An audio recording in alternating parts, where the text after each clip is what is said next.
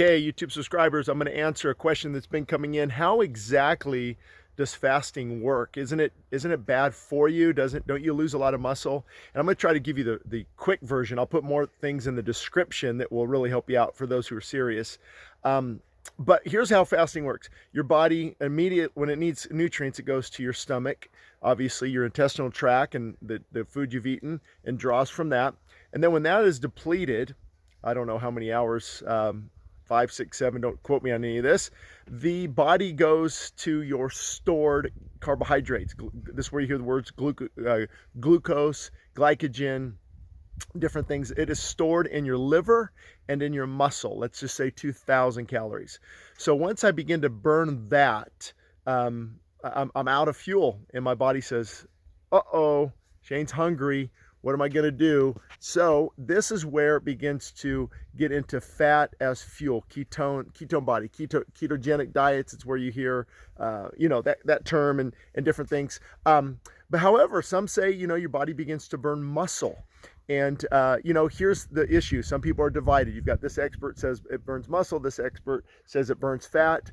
And what I try to do is look at research, look at different studies that have been done. For example, there was a person who went on a 21-day fast, and it showed he lost muscle in his midsection. Well, come to find out, that was probably fat around the organs. So what happens is you're burning, your body's utilizing the fat around the organs. And the scan mechanism he used registered that as muscle, but really it was fat around the organs, which is a good thing.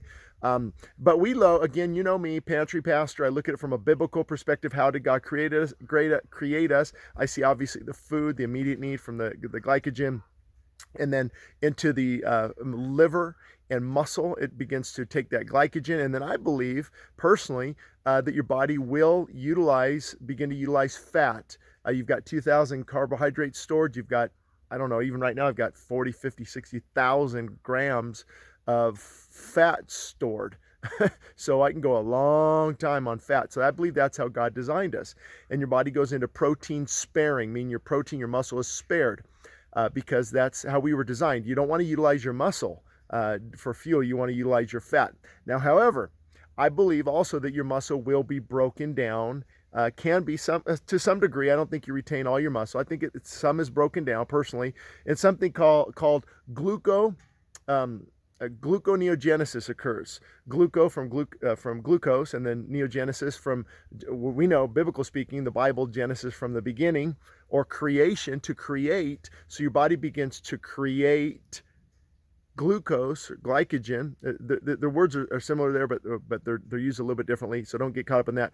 But it converts your muscle, gluconeogenesis converts that to glycogen that your body can now utilize for fuel. However, fat is still the best source of energy for the body behind carbohydrates. I'm not a person who's against carbohydrates. I think ketogenic diets have their benefit. I'm not against keto necessarily either. I just don't know if it's healthy from a biblical perspective to live in a ketogenic state. Now, of course, I'll get emails. Yes, it is. Look at this study. Yes, it is. Look what this doctor said. But again, how the body was created. I believe we are created to eat primarily complex carbohydrates. You look at potatoes, you look at sweet potatoes, you look at yams, you look at rice and many types of beans that are so healthy, and you miss those vital nutrients when you're on a very low carbohydrate diet. However, I think there's a season to do it. I think if you need to get weight off, if you need to have some health issues, but to live on that type of diet, I think for me, it doesn't make a lot of sense. It's not to me biblical in that sense.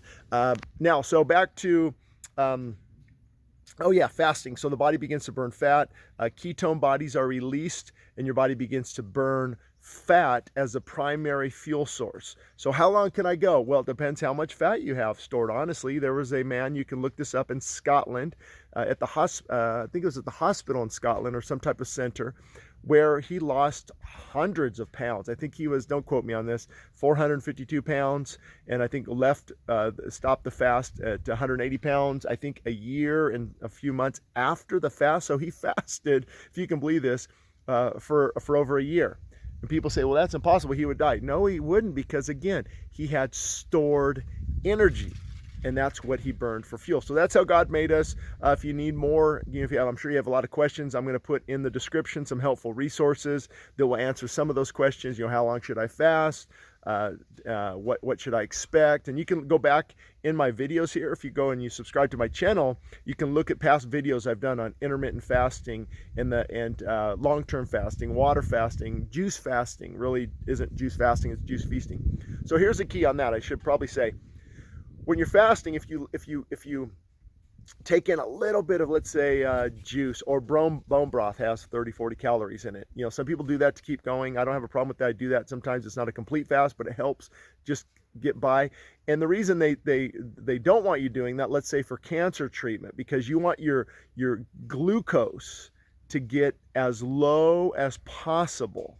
So your body now starts beginning to feed on cancer tumors. So by introducing, let's say, a little bit of juice here, and by introducing a little bit of broth here throughout the day, and you're not really letting your body get to its lowest point where glucose is no longer available whatsoever, because you've stopped that source right here. So depending on your health issues, if you can go a couple days and you can just rest and let the body just clean itself out, and water only, that's very healthy too. But I've warned you before, you got to get ready, because many people are detoxing from caffeine and chemicals and a lot of different things that are not healthy for the body. So in a nutshell, that's how the body burns fuel. That's why fasting is so beneficial, is because it begins to get rid of, after all, we're not supposed to have 30, 40, 50,000 calories stored. You can say, let's say fat is 3,500 calories. So if you're 10 pounds of fat, you've got 35,000 calories. And you should be, you should have some fat on you.